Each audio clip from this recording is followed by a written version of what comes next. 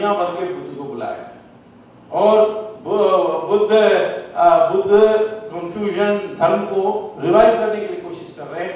और प्रेसिडेंट हू जिनटाओ ने कहा कि ईर्ष्या को कम करने के लिए हमें धर्म को वापस लाना है। हम तो कम्युनिस्ट है, हम तो मानते नहीं, परंतु देश को संतुष्ट रखना है और ये जो सारा उपद्रव हो रहा है उसको कम करना है। इसीलिए हम वो पुरानी बातों को भी लाना है।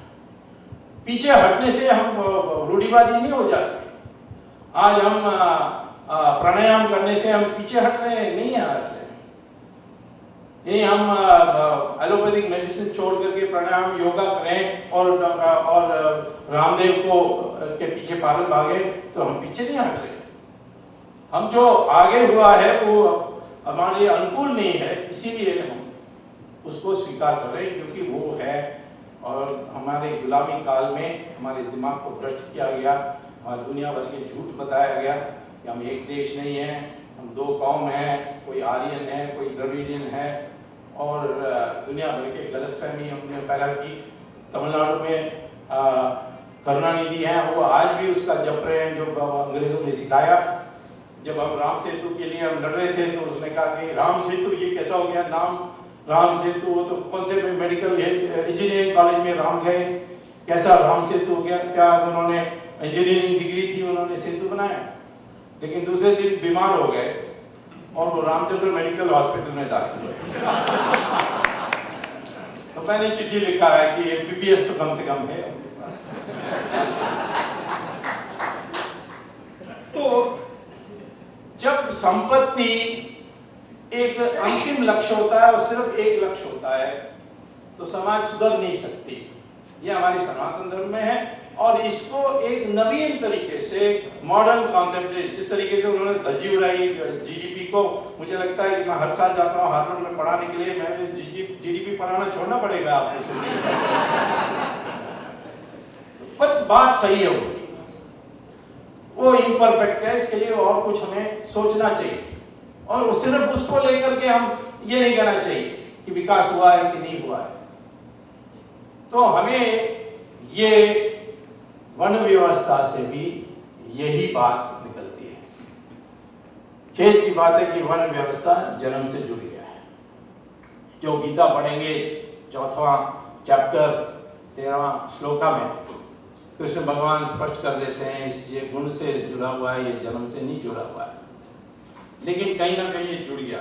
जाति जन्म से ठीक है, पर वर्ण तो कभी जन्म से नहीं था। भृगु और भारद्वाज दो ऋषियों ने इस पर बहस की थी, वर्ण व्यवस्था किस तरीके से होनी चाहिए, क्यों वर्ण व्यवस्था आई थी। उन्होंने ये कहा कि 4 सत्ता के केंद्र हैं। एक है विद्या, दूसरा है शस्त्र, तीसरा है धन, चौथा है भूमि। ये चारों को एक जगह में नहीं होनी चाहिए, इनमें से एक भी किसी के पास 2 नहीं होना चाहिए। तो जिनके पास विद्या है उनके पास शस्त्र नहीं होगी, उनके पास धन नहीं होगी, उनके पास भूमि नहीं होगी, उनको ब्राह्मण कहते थे। और ब्राह्मण होने से यानी आप कुछ भी कर सकते हैं ऐसा तो नहीं है। रावण ब्राह्मण था और उनकी हत्या की एक क्षत्रिय ने, रामचंद्र जी ने। देश भर के जो ब्राह्मण अपने को कहते हैं सब तो राम की पूजा करते हैं, रावण की पूजा नहीं करते हैं। कि ये नहीं कहा कि ये क्षत्रिय ने जाकर हमारे ब्राह्मण को मान लिया, ऐसे तो नहीं कहते, क्योंकि वो जन्म से नहीं जुड़ा हुआ था। वाल्मीकि सबसे पिछड़ा जाति से आए थे, यानी उसके माँ बाप पिछड़े जाति के थे, लेकिन सरस्वती ने उनको ज्ञान दिया तो वो महर्षि बने और रामायण लिखे। और वेद व्यास उनके मां मछुआरा थी। जो ऋषि के ऋषि थे विश्वामित्र, वो तो क्षत्रिय थे, यानी क्षत्रिय परिवार से आए। कालिदास जंगलों में शिकार करता था और वो बन गया महाकवि, महर्षि। तो ये जात का संबंध कोई ये नहीं है। यदि आप शिक्षा में हैं और आप शस्त्र को नहीं उठाते और आप किसी से डरते नहीं और आपके पास कोई संपत्ति नहीं, जमीन नहीं है, तो आप ब्राह्मण हैं। उस डेफिनेशन में बजरंगलाल जी ब्राह्मण हैं, गुप्ता नहीं। तो ये था कल्पना। और हम राजा के पास शस्त्र था, लेकिन युद्ध करना नहीं करना ये अपने आप फैसला नहीं कर सकते थे, ये ब्राह्मण की सलाह पर करते थे। इसीलिए हम मोनार्की कभी नहीं थे। हमारे पास राजा थे, परंतु हम मोनार्की नहीं था। राजा हमारे आज के प्रेसिडेंट जैसे हैं, वो सलाह पर चलते थे। जिन लोगों ने पैसा बनाया वैश्य, उनका भी सम्मान था, परंतु उसके आधार पर उनको समाज में प्रतिष्ठा नहीं मिली। तो इस तरीके से भृगु व भारद्वाज दो ऋषियों ने बहस करके समाज में विकेंद्रीकरण लाने के लिए उन्होंने इस व्यवस्था बनाई और उसमें उन्होंने फिर दान करना, जिसको अमेरिका में आजकल फिलैंथ्रोपी कहते हैं, या गांधी ने कहा ट्रस्टीशिप, उस तरीके से ये मेरा नहीं है, ये समाज के लिए मैंने इकट्ठा किया है, वो भावना पैदा करना, ये सबसे हमारे देश में मुख्य कारण है कि इतने साल और आज भी ये टूटा बिना टूटे और ये संस्कृति चलते आई है। कितने भी आक्रमण हुए, इस संस्कृति को दबा नहीं सके। ईरान में गए मुस्लिम, 15 साल में उसको 100% मुस्लिम बना दिया था। ज़ोरास्ट्रियन थे, उन्होंने उसको 15 साल में 100% बना दिया। बेबीलोन गए, जिसको आजकल इराक कहते हैं, उस इराक को उन्होंने 28 साल में संपूर्ण रूप से मुस्लिम बना दिया, 100%। इजिप्ट को भी। क्रिश्चियन गए यूरोप में, 50 साल में उन्होंने 100% क्रिश्चियन बना दिया। यहाँ 800 साल पहले मुसलमान, उसके बाद 200 साल क्रिश्चियन, 1000 साल के बाद भी आप 83% है, और अखंड हिंदुस्तान 75% है।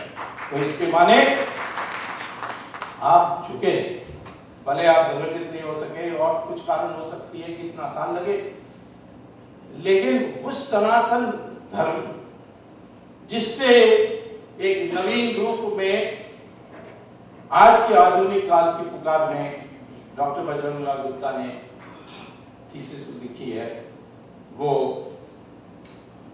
उसी अटूट संस्कृति का हिस्सा है। तो मैं ये कहूंगा कि डॉक्टर बजरंगलाल गुप्ता के पुस्तक को, क्योंकि वो संघ के अधिकारी हैं और यहाँ भी संघ के बहुत प्रमुख लोग बैठे हैं, वेदांतम जी जो इंटरनेशनल प्रेसिडेंट, वर्किंग प्रेसिडेंट हैं VHP के, और हमारे दिल्ली एडमिनिस्ट्रेशन के जगदीश मुखी और अन्य लोग। तो मैं समझता हूँ कि जहाँ भी बीजेपी की सरकार है, संघ को बाध्य करना चाहिए कि इस पुस्तक को कंपल्सरी रीडिंग करके इसमें एक कोर्स करनी चाहिए।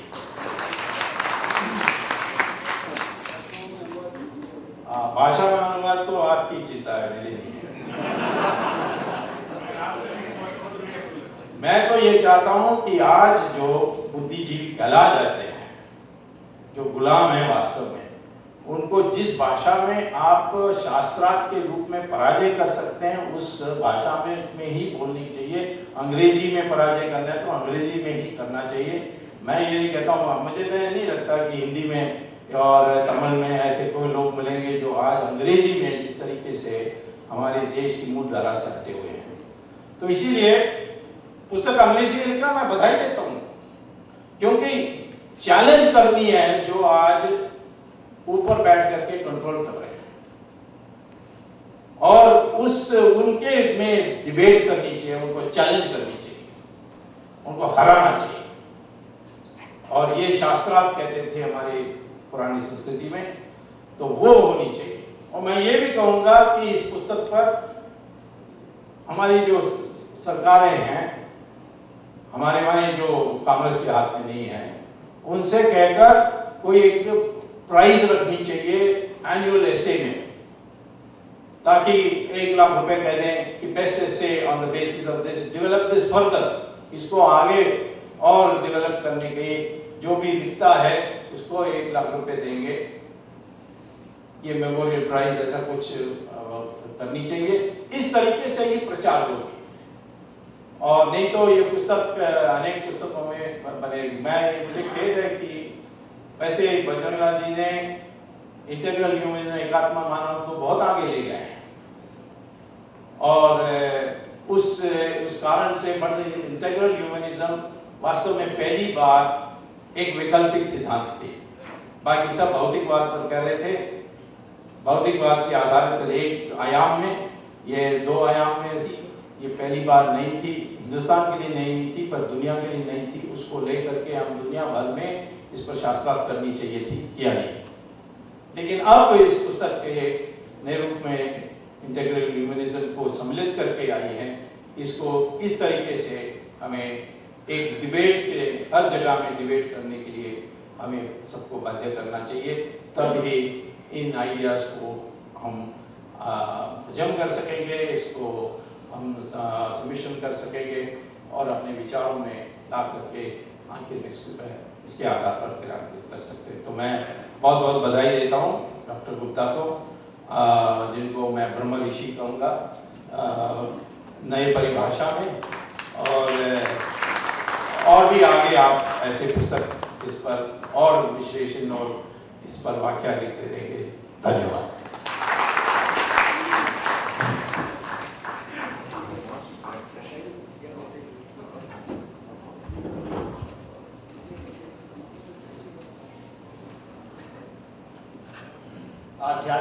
आध्यात्मिकता और बौद्धिक विकास का संतुलन बिगड़ गया।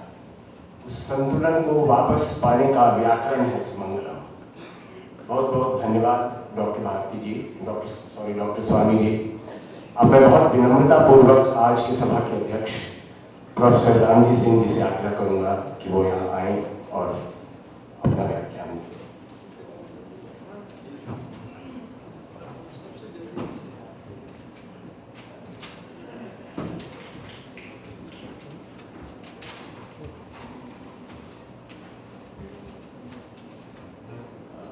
सचमुच में ये मेरा व्यक्तिगत सौभाग्य है कि सारस्वत यज्ञ में आकर कुछ सीखने का अवसर मिला है। मैं औपचारिकता के लिए नहीं कह रहा हूँ कि जब प्रोफेसर गुप्ता जी की पुस्तक मैंने देखी थी और जो मेरे मन में जो भाव आया वो तो मैंने लिख लिया। इसीलिए ये मैं नहीं समझता था, मैं समझता हूँ कि यह उनका आयोजन है, उसके साथ उन्होंने हमको भी जोड़ लिया है। इसीलिए प्रकाशक, लेखक और लेखक को प्रणाम करने वाले सब एक ही परिवार के हैं। हमारे मित्र, बहुत प्रखर मित्र, भारत को गर्व होना चाहिए। श्री सुब्रमण्यम स्वामी जी, जब हमसे उन्होंने पूछा कि आपकी पीएचडी की किट वगैरह किसमें है, इकोनॉमिक्स में है, तो मैंने तो मैंने कहा कि नहीं, मैं तो दर्शन का विद्यार्थी रहा हूँ और आज आप हार्वर्ड के प्रोफेसर जो अर्थशास्त्र पर सुनने आया।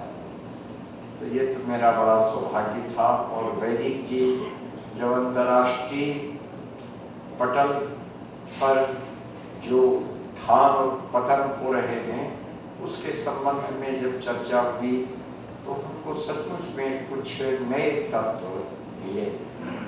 जहाँ तक इस पुस्तक के विषय में सब आप लोगों की ओर से और अपनी ओर से अंतर से गुप्त जी को मैं शत बधाई देता हूँ कि इसका दूसरा संस्करण उनको जल्दी करना हो।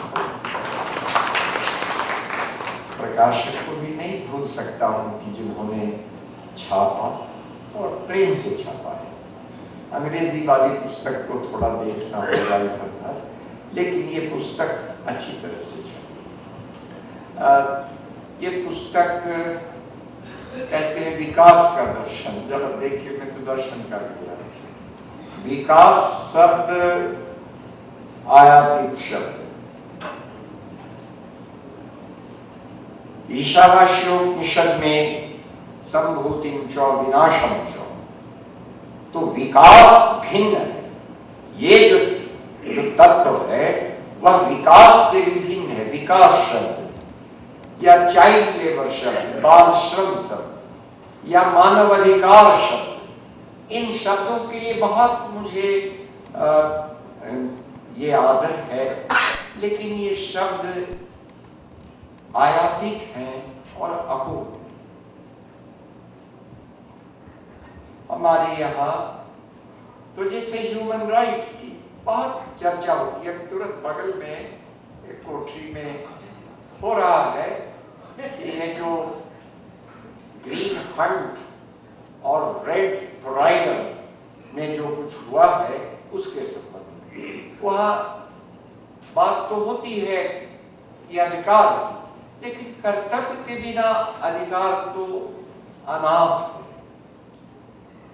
इसीलिए ये बाल श्रम की कल्पना, ये सब, और उसी प्रकार से विकास की भी डेवलपमेंट का भी जो प्रत्यय और अवधारणा है वह आयातित है।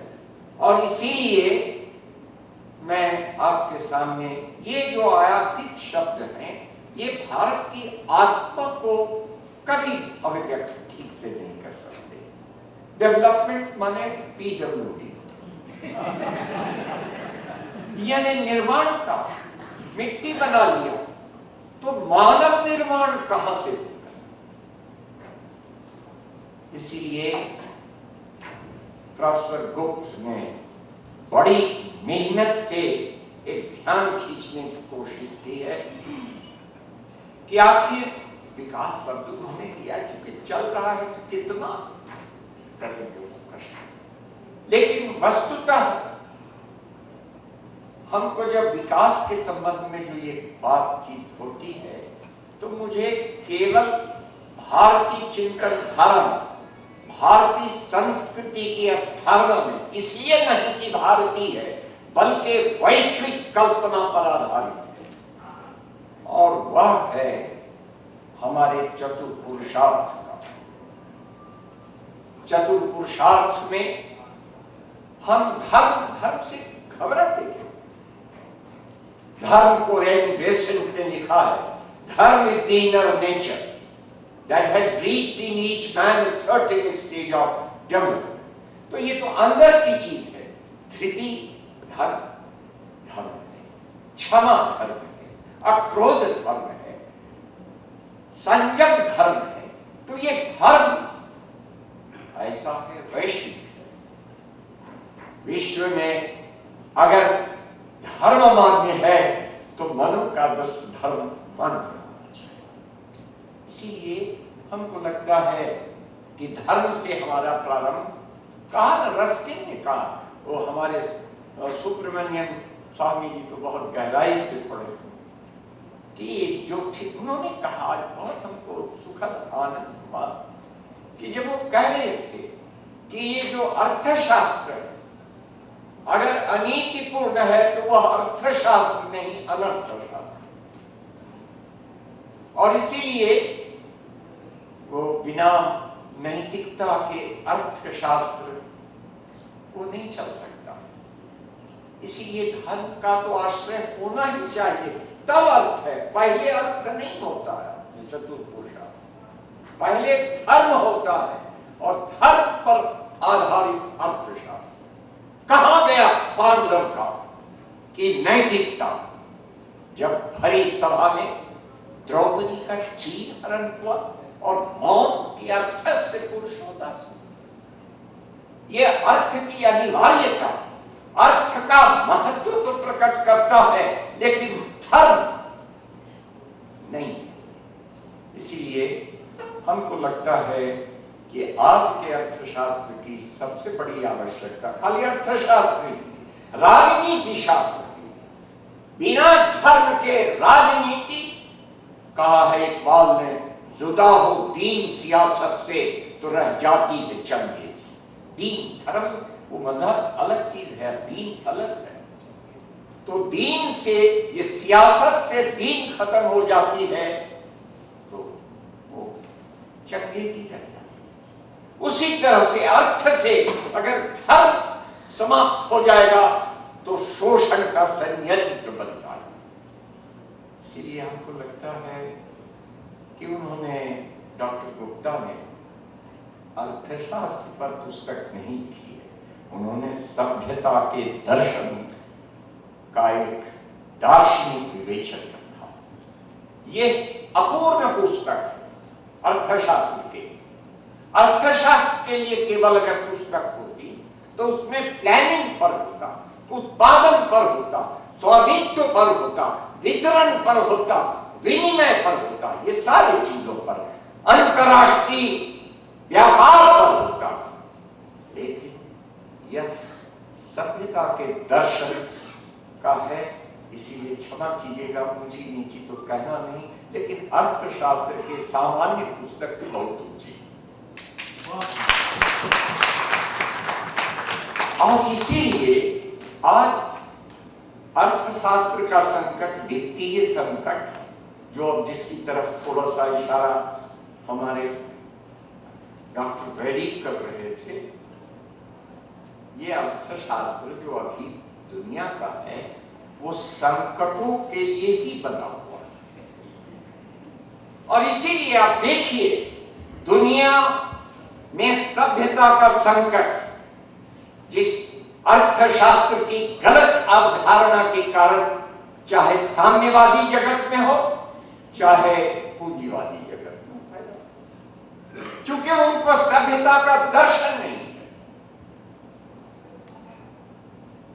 टॉयनबी ने 33 सभ्यताओं और संस्कृतियों का अध्ययन करके कुछ निचोड़ रखा। खैर कभी विस्तार से, कभी अभी जहां तक इस प्रश्न का सवाल है कि हमारे सामने सभ्यता का एक सुस्पष्ट दर्शन होना चाहिए। अभी आपने चर्चा की, मैं तो एनडीए गवर्नमेंट में भी वही जो विचारधारा है और जो कांग्रेस एक यूपीए में, एक कोई क्वालिटेटिव अंतर नहीं, गुणात्मक अंतर। कहां है भारतीयता? मैं बहुत स्नेह से कह रहा हूं कि वो भारत में भारतीयता खोती जा रही है। जिस देश में आज हम जीवित हैं, एक चीज की तरफ हमारे मित्र, विद्वान मित्र, उन्होंने संकेत कम किया है। जगह समय कम था, आप लोग लंबी किताब को पढ़ना चाहे, हम लोग पढ़ना नहीं चाहते, इसीलिए थोड़ा संदेश दिया। ग्रामीण भारत का चित्र नहीं, ग्रामीण भारत के अर्थशास्त्र के बिना कोई भी अर्थशास्त्र अधूरा। लेकिन वो ग्रामीण अर्थशास्त्र के ऊपर मैं दूसरे संस्करण में जरूर वो करेंगे। मैं ये आपसे कहना चाहता हूं कि आज भारत के अर्थशास्त्र का मानचित्र क्या है? 9.5%, और अभी अहलुवालिया साहब ने कहा है कि 10.5% तक हम जाएंगे। जीडीपी का तो पोस्टमार्टम सुब्रमण्यम स्वामी ने कर दिया है, अब मुझे करने की जरूरत नहीं। वैदिक साहब ये जीडीपी क्या है? जीडीपी 9% हम दौलतमंद हो गए, लेकिन अर्जुन सिंह गुप्ता ने क्या कहा? 80 करोड़ भारतवासियों की आमदनी, केवल औसत आमदनी, उसमें दूसरे लोग भी हैं, बड़े बड़े धन्ना सेठ, अंबानी भी, उसी औसत में केवल 18 रुपया। और ये देश बढ़ रहा है महाशक्ति के रूप में। मैं समझता हूं कि महाशक्ति अपने को कहने में शर्म होनी चाहिए जब देश का इतना भूभाग भूखा। एक मुझे याद आ जाती है जब पहली पंचवर्षीय योजना बनी, ये तो आप जानते हैं कि स्वतंत्रता के पूर्व ही लोगों को ख्याल था, और पंडित जवाहरलाल नेहरू की अध्यक्षता में एक नेशनल प्लानिंग राष्ट्रीय योजना आयोग बना था। 25-27 भागों में उसकी रिपोर्ट है। जवाहरलाल जी थे और बहुत के शाह बड़े बड़े जो अर्थशास्त्री थे, उन्होंने किया। और उसके बाद भी पंचवर्षीय योजना पंडित जवाहरलाल ने शुरू की, चाहे उसके तर्ज पर या किसी तर्ज पर, लेकिन एक लोकतांत्रिक देश में योजनाबद्ध अर्थ योजना यहां भारत में शुरू किया। तो उसमें संत विनोबा भावे भूदान पदयात्रा में घूम रहे थे, उनको निमंत्रित किया। बहुत एक छोटी सी, बहुत आप लोग गंभीर बात सुनते हैं, हालांकि बात ठीक है। तो विनोबा जी को आमंत्रित किया कि राष्ट्रीय योजना का प्रारूप तैयार हो गया है, आप भी आकर अपनी राय दें। विनोबा जी ने कहा मैं आऊंगा। तो कहा कि हम भेज देते हैं हवाई अड्डा कि नहीं, हमको तो कोई प्लानिंग की जरूरत नहीं है, तो जरा हम देखते आएंगे पैदल, तो नफ्स जरा जनता की देखते आएंगे तो आपको सही सही राय दें। और यही राजघाट पर बैठक हुई थी। एक सवाल किया विनोबा जी कि आपकी ये राष्ट्रीय योजना है ना, तो राष्ट्रीय योजना में इसमें बेकारी सब लोगों को रोजगार देने का हो गया है? नहीं, वो तो अभी बड़ा मुश्किल है। अभी तो कहा तो ये राष्ट्रीय योजना नहीं है, मैं आपके मेहनत की कदर तो करता हूं, लेकिन इस राष्ट्रीय योजना जो फर्स्ट 5 ईयर प्लान की जो ड्राफ्ट रिपोर्ट है, इसकी कीमत मेरी मगज में रद्दी की टोकरी के कागज पर। मैं आपसे ये कहता हूं, इस देश में ऐसे कितनी दर्दनाक छत्तीसगढ़ होंगे, और क्या इसका केवल अमेरिका के ड्रोन ले आने से हो जाएगा? इसीलिए जब तक स्वतंत्रता के साथ समता की देवी का संयोग नहीं होगा, भारत ऋग्वेद के संज्ञान सूक्त के पाठ करने का अधिकारी नहीं है। संगठध्वम संबद्धध्वम सन्मनांसी जान। तो मैं ये कह रहा हूं कि आज जो पब्लिक इकोनॉमिक्स की चर्चा जो होनी चाहिए वो भी होनी चाहिए, लेबर इकोनॉमिक्स की भी चर्चा हुई, श्रम। मैं एक गाड़ी पर बैठ करके आज महात्मा गांधी यूनिवर्सिटी से रात में चला, तो मैंने पूछा ये गाड़ी कैसी है? ड्राइवर को पूछा आपको कितने पैसे? कहा सर 2500। मैंने कहा और जो जिसका ठेकेदार है उसको सर बहुत पैसे मिलते हैं। आज इस देश में जो कुछ भी समाजवाद का था उसका श्राद्ध तब हो रहा है। एक ये रेलगाड़ी में कपड़े देने वाला कंट्रैक्टर, उससे पूछिए जो देता है कि तुमको कितने पैसे? 2500। और सरकार से कितना लेता है? बिचौलिया। मैं ज्यादा नहीं कहना चाहता हूं। इस देश में प्रोफेसर सुब्रमण्यम स्वामी मुझसे ज्यादा अच्छी तरह से दे सकते हैं। हम लोग जनता पार्टी में शामिल थे। हम लोगों ने घोषणा पर, वो थे अर्थशास्त्र वाले घोषणा में, वो भी शामिल थे। और था कि एक नया बिहान आया, हम नए दौर में आए, तो 10 गुना से ज्यादा अंतर नहीं होना चाहिए। कोई अगर इकोनॉमिक्स मुझे झूठा सवाल कर दे तो मैं स्वीकार कर लूंगा क्षमा याचना के साथ।